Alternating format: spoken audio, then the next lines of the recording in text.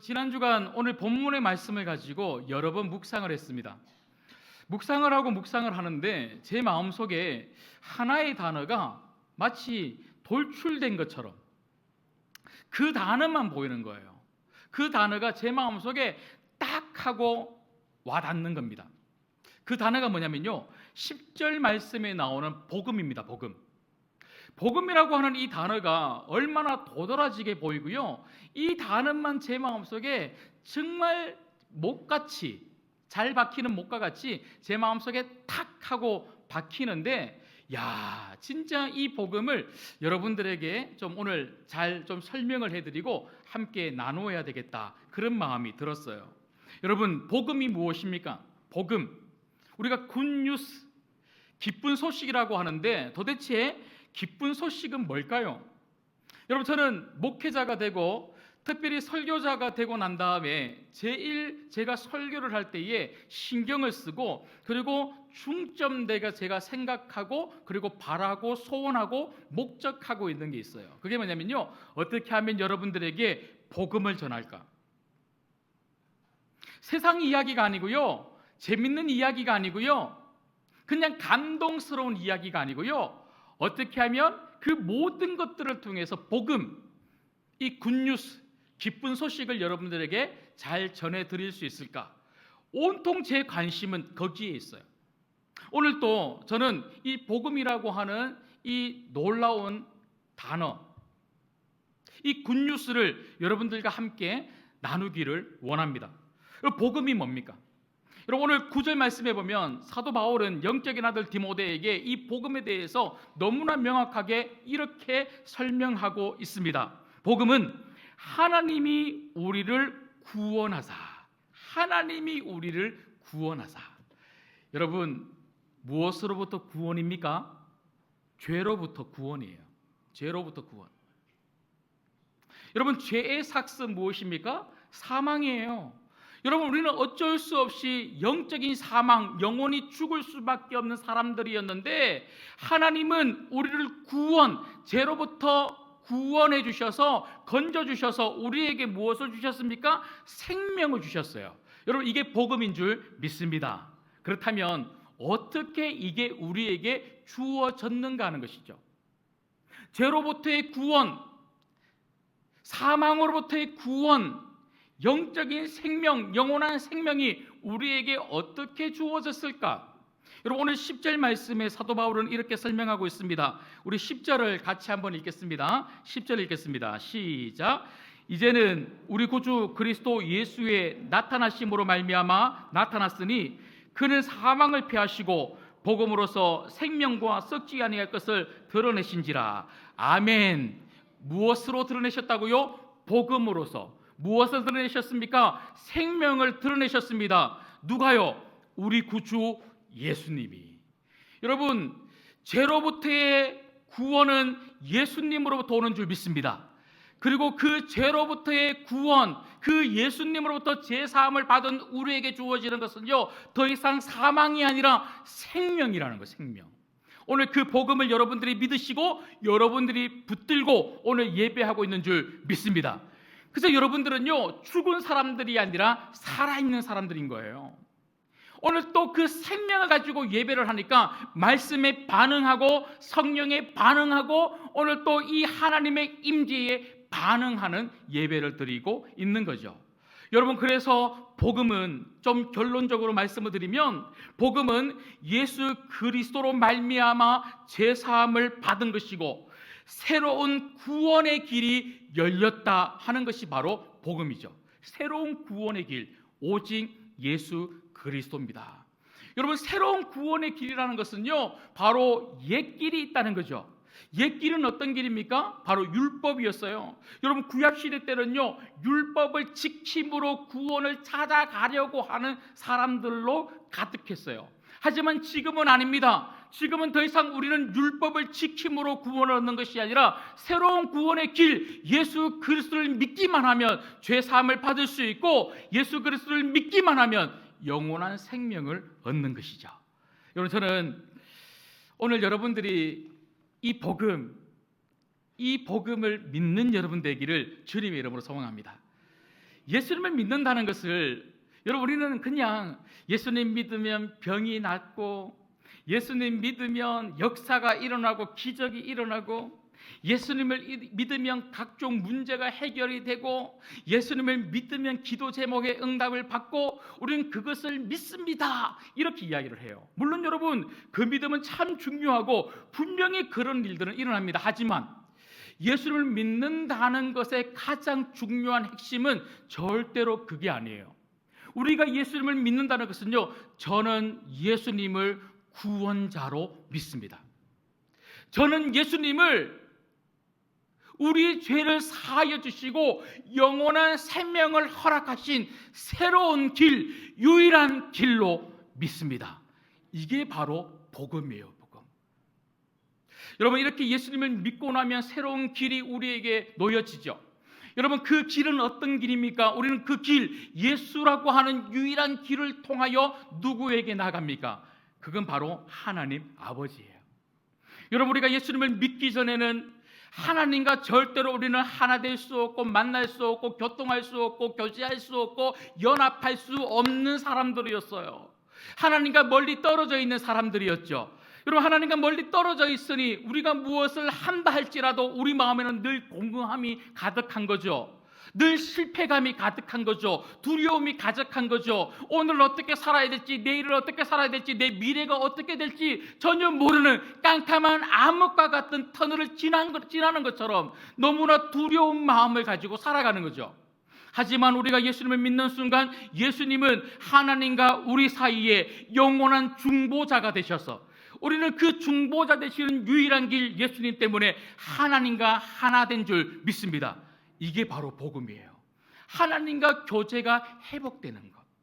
여러분, 그래서 저는 오늘 이 예배 가운데 여러분들이 단지 교회 오는 사람, 교회 와서 예배 드리는 성도, 와서 교인들과 함께 교제하고 이곳저곳에서 열심히 믿음으로 섬기고 충성하고 헌신하고, 이런 예배가 아니라 진짜 복음이 있는 예배, 정말 복음을 붙드는 예배, 그 복음을 통해서 우리 예수님을 만나는 예배, 그리고 내 삶을 복음으로 가득 채워 그 예수님만 붙들고 살아가는 삶이 될 수 있는 예배, 오늘 이 예배가 되기를 주님의 이름으로 소망합니다.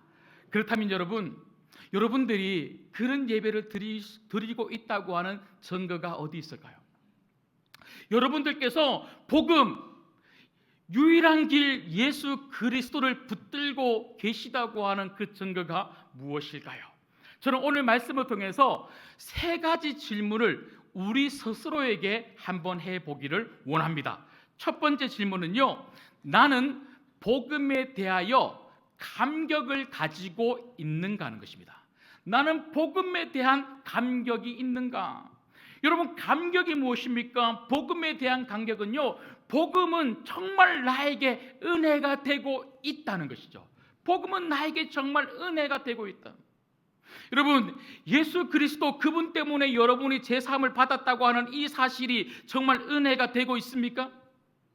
목사님, 저는 알아요. 목사님이 지금 말씀하시는 거 수백 번, 수천 번 들었습니다. 예수님이 저희들을 위해서 십자가에 달려 죽으셨다는 걸 알고 있습니다. 예수님 때문에 하나님과 우리 사이에 그 막혀있던 담이 허물어졌다는 거 알고 있습니다. 그래서 화목됐다는 거 알고 있습니다. 여러분, 아는 거 말고요, 여러분이 알고 깨닫고 지식적으로 받아들이고 있는 그거 말고요, 여러분, 믿음은 아는 게 아닙니다. 믿음은 깨닫는 게 아닙니다. 믿음은 여러분 마음에서부터 일어나는 겁니다.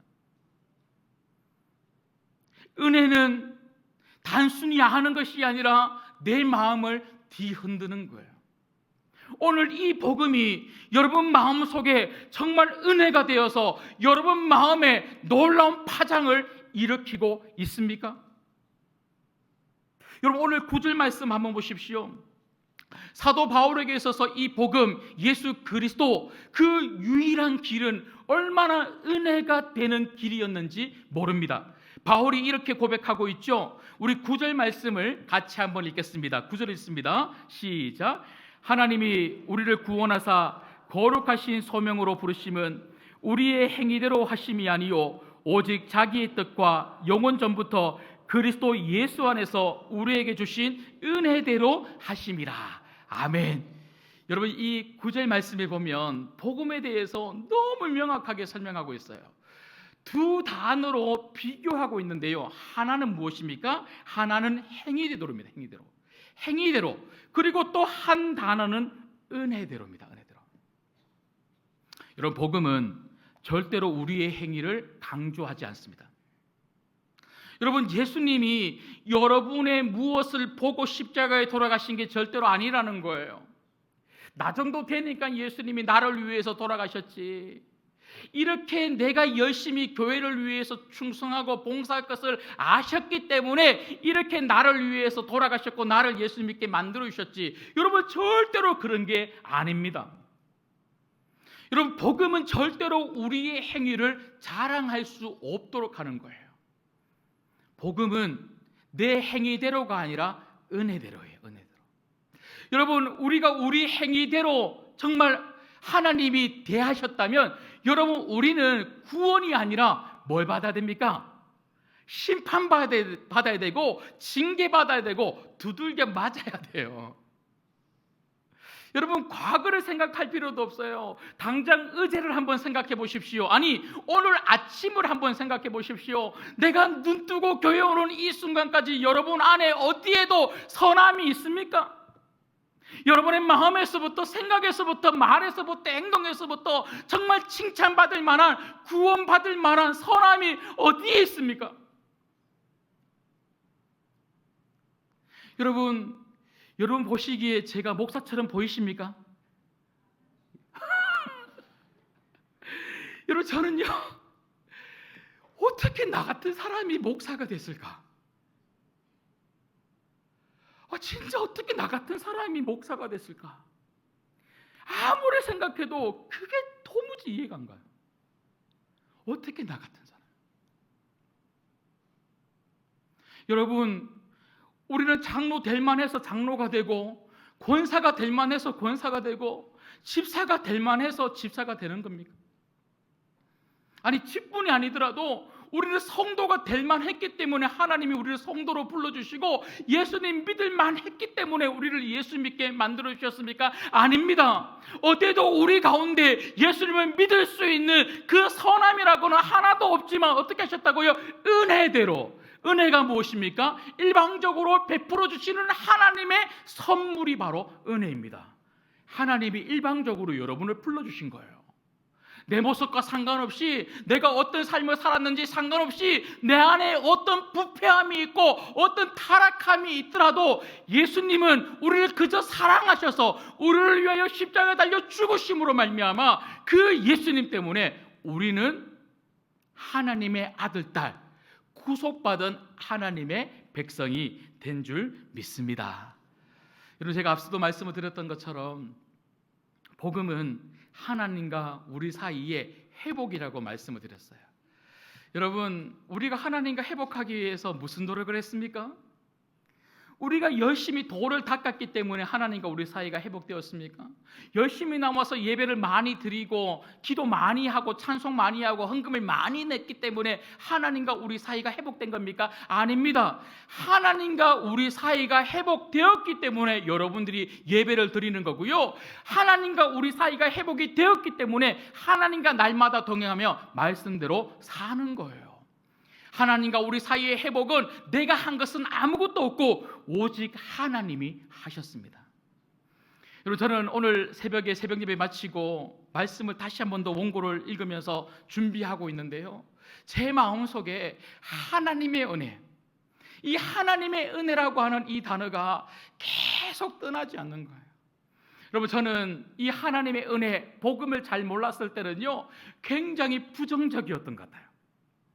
교회를 열심히 다니면서도요 하나님께 늘 섭섭함을 그리고 원망을 토해냈던 것 같아요. 하나님, 왜 우리 가정을 안 도와주세요? 하나님, 저 이렇게 중등부 때 열심히 하고 고등부 때 열심히 하고 대학부 때 열심히 하고 청년부 때 열심히 하고 늘 교회에 빠지지 않고 열심히 했는데 왜 제 기도 안 들어주세요? 늘 원망하고 늘 섭섭한 마음을 가지고 하나님께 살짝 토라져 있었던 것 같아요. 그런데 복음을 깨닫고부터는요, 그런 마음이 전혀 생기지 않습니다. 내 삶이 내가 생각한 대로 풀리나 풀리지 않나, 풀리지 않더라도, 내가 원하는 대로 내 기도의 응답이 주어지든 주어지지 않더라도, 지금까지 모든 것이 하나님의 은혜요, 오늘 또 하나님의 은혜요, 내일 살아갈 날도 하나님의 은혜임을 고백하게 되니까요, 내 마음속에 엉어리진 것이 풀어지더라고요. 여러분, 그저 감사한 것밖에 없는 거지요. 행위대로 했다면 오늘 저를 포함하여 여기 있는 우리 모두는 이 자리에 앉아있을 사람 한 명도 없습니다. 행위대로가 아니라 은혜대로입니다. 은혜대로. 그 은혜대로라고 하는 이 복음이 여러분들에게 정말 감동이 되고 감탄이 되고 감사가 되고 있습니까? 여러분, 이 복음 앞에 날마다 정말 감격할 수 있는 여러분 되시기를 주님의 이름으로 축복합니다. 그런가 하면 두 번째는요, 오늘 말씀을 통해서 우리가 복음을 정말 붙들고 있는 신실한 성도라고 하는 강력한 특징이 무엇일까요? 어떤 질문을 우리에게 해야 할까요? 그건 바로 나는 복음에 대한 헌신이 있는가 하는 것입니다. 나는 복음에 대한 헌신이 있는가? 여러분, 복음에 정말 부딪힌 사람은요, 복음을 전할 수밖에 없죠. 그 복음이 나를 살린 거죠.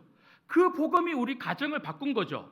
그 복음이 우리 자녀들을 바꾸었는데, 내 인생을 바꾸고 우리 자녀를 바꾸고 우리 가정을 바꾼 이 복음을 다른 사람들에게 어떻게 전하지 않을 수가 있겠습니까? 여러분, 사도 바울, 여러분 너무나 잘 알고 있는 것처럼 사도 바울은 복음을 몰랐을 때는요, 복음을 핍박하는 사람이었죠. 예수 그리스도를 믿는 자들을 잡아다가 죽이는데 앞장섰던 사람이 바울이었어요.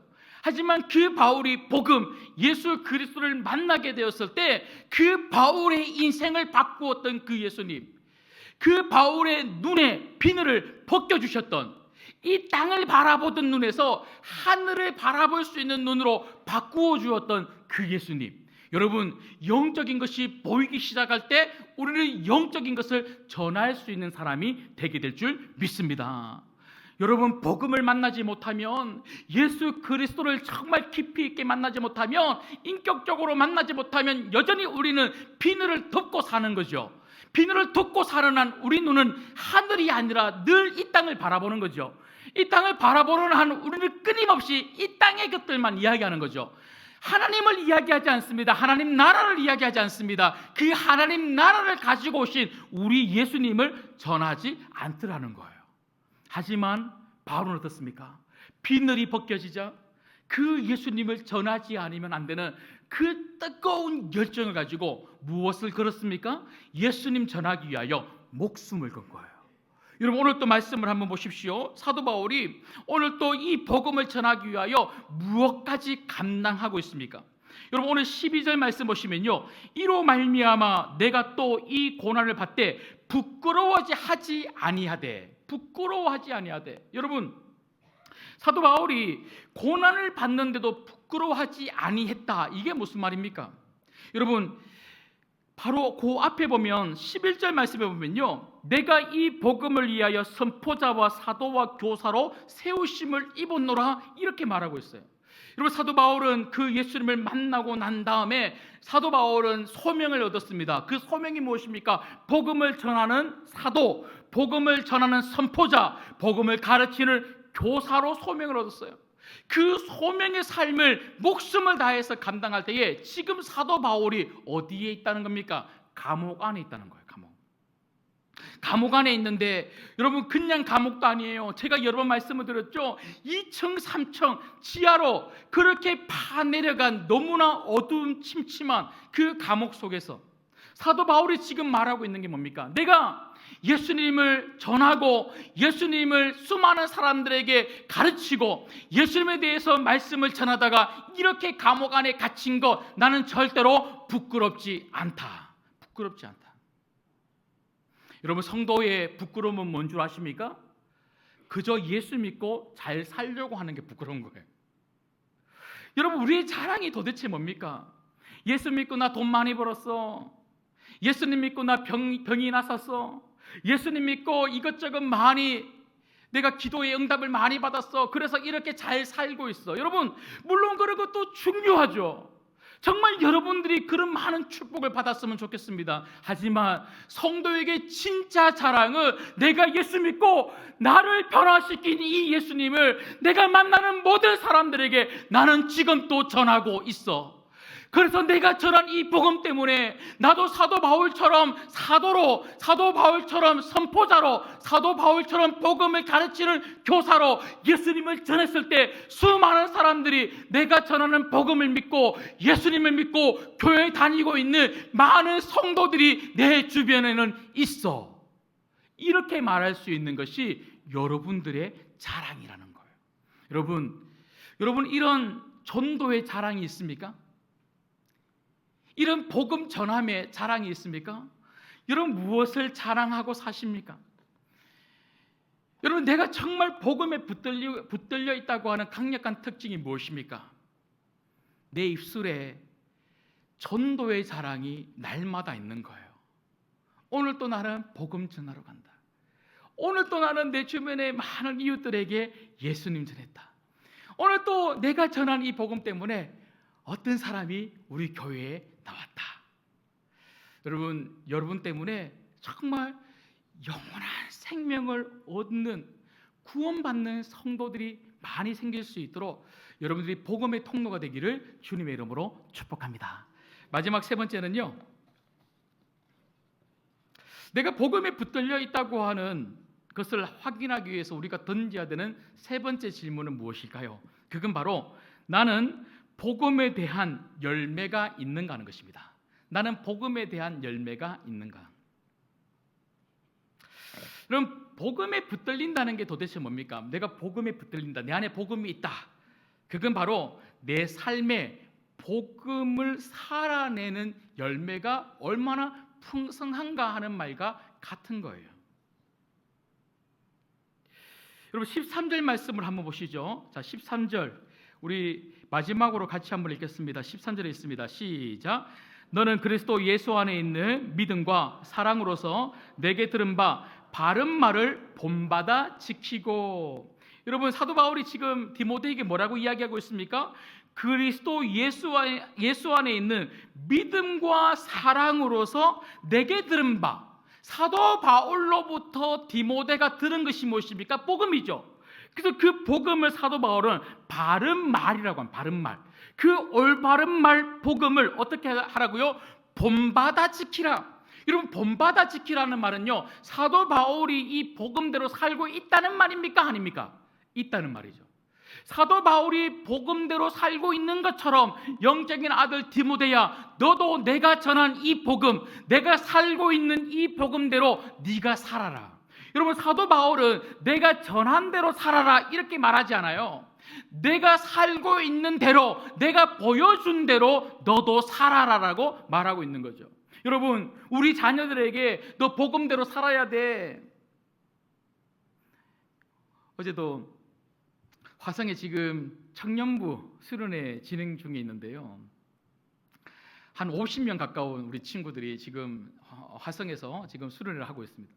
제가 어제 오전에 가서 우리 청년부 우리 지체들에게 제가 특강을 했는데, 야, 진짜 너무너무 아이들 눈빛이나 그리고 정말 은혜를 받으려고 하는 그 사모함이 너무너무 크더라고요. 제가 그 아이들을 보면서 제가 무엇을 느끼고 왔냐면, 이렇게 귀한 청년들이 우리 신광교회에 참 많이 있고 다음 세대의 아이들이 우리 신광교회에 참 많이 있는데 도대체 이 아이들을 어떻게 믿음으로 키울까? 여러분, 이 아이들이 살아가는 세상은요, 제가 어제도 세계관에 대해서 제가 강의를 했는데요, 우리 아이들이 살아갈 이 세상은요, 너무나 음란하고 문란하고 그리고 악하고 하나님 말씀에 반하고 하나님과 떨어져 있는, 하나님과 멀리 있는 이 세상의 문화, 조직.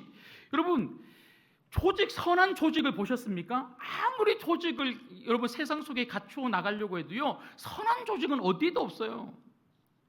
이 세상에 있는 모든 문화와 조직과 사람들이 살아가는 모든 삶의 자리는요, 늘 타락이 가득할 수밖에 없죠. 그 타락한 세상에 우리 아이들이 믿음으로 살게 하기 위해서 정말 필요한 게 뭘까? 그냥 말씀을 잘 전하면 되는 건가? 성경 공부 열심히 시키면 되는 건가? 아니더라는 거죠. 절대로 그런 걸로 애들이 변하는 게 아니더라는 거죠.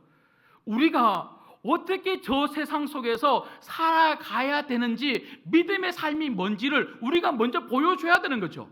우리 청년들이 궁금하지 않겠습니까? 아니, 부모님도 못 사는 믿음의 삶을 우리 보고 살라고요? 저 세상을 부모들도 못 바꿔놓고 우리 보고 바꾸라고요? 그렇게 말하지 않겠습니까? 제가 화내는 거 아닙니다.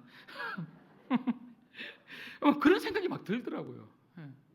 여러분, 자녀들은 말로 바뀌는 게 아니고요, 삶으로 바뀌는 거예요. 우리가 한번 살아봐 줘야 되는 거예요. 우리가 이렇게 정말 살았더니 힘들지만, 너무너무 힘들지만, 믿음으로 사는 게 참 힘들지만, 말씀대로 사는 게 힘들지만, 복음으로 사는 게 힘들지만, 그래도 이게 참으로 가치가 있고 이렇게 살아가는 삶을 통하여 하나님은 정말 내가 머무는 그 자리를 바꾸어 가시더라.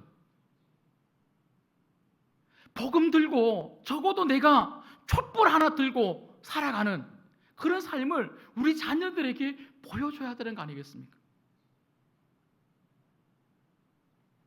여러분, 저는 복음은 은혜라고 말씀을 드렸습니다. 우리의 행위대로가 아니라 은혜로 우리는 분명히 구원을 받았습니다. 여러분, 그렇다면 은혜로 구원을 받았으니까 우리 멋대로 살아도 되는 것입니까? 아닙니다. 절대로 우리 멋대로 살면 안 됩니다. 우리의 어떠한가 상관없이 하나님의 일방적으로 은혜를 베풀어 주시고 선물로 주셔서 우리를 구원해 주셨기 때문에 앞으로도 너희들의 죄를 다 용서했기 때문에 마음대로 살아라, 이렇게 말하는 것이 아니라, 복음은 은혜로 구원을 받았기 때문에 이제는 더 이상 죄의 자리로 돌아갈 수 없다는 거예요. 그 모든 죄를 해결해 주었기 때문에 이제 우리에게 남아있는 삶이 뭡니까? 그건 바로 복음대로 몸부림치며 사는 거예요. 여러분, 그런데 오늘 말씀해 보면요, 그 몸부림마저도 내 의지와 내 노력이 아니더라는 거예요. 한번 보십시오. 14절 말씀을 한번 보십시오. 자, 14절 말씀 보시면요, 제가 한번 읽어드리겠습니다. 우리 안에 거하시는 성령으로 말미암아 네게 부탁한 아름다운 것을 지키라. 우리 안에 누가 살아계시다고요? 성령님이에요. 성령님. 여러분, 내가 복음대로 살고 싶다고 사라집니까? 내가 말씀대로 살고 싶다고 사라집니까? 절대로 그렇지 않습니다. 그게 가능했다면 우리는 죄를 짓지도 않았겠죠. 여러분, 복음대로 말씀대로 올바르게 살 수 있도록 도와주시는 분이 계시는데, 그분은 바로 우리 안에 살아계시는 성령님이신 줄 믿습니다. 성령님이 여러분의 마음을 붙잡고, 성령님이 여러분의 입술을 붙들고, 성령님이 여러분의 생각을 붙들고, 성령님이 여러분의 발걸음을 붙들어야지만 우리가 복음대로 사는 거예요. 다 성령님이시죠. 여러분, 처음부터 성령님이시죠. 성령님이 여러분 마음을 열어주셔야지만 여러분들이 복음을 받아들이는 거예요. 성령님이 그 복음을 여러분 지각 안에서 깨워주셔야지만 그 복음을 깨닫는 거예요. 성령님이 여러분 심령, 그 영혼을 붙잡아 주셔야지만 깨달은 그 복음을 나의 복음으로 아멘하고 믿는 거예요. 그 복음을 성령님이 여러분 삶 속에서 강력하게 역사하셔야지만 여러분 삶 속에서 하나하나 말씀대로 지키는 삶을 우리가 살게 될 줄 믿습니다. 그래서 오늘 필요한 것은요, 성령 충만이에요.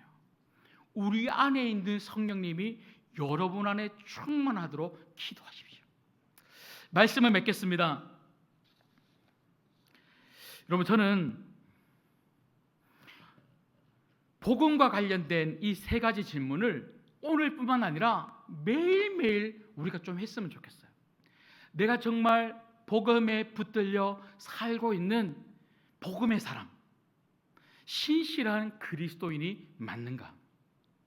그 세 가지 질문이 뭐라고요? 첫 번째는 나는 복음에 대한 무엇이 있다고요? 감격이 있는가? 감격이 있는가? 여러분, 나를 드러내고 내 행위를 드러내는 한, 우리가 교만한 모습을 가지고 있는 한 절대로 은혜는 없습니다.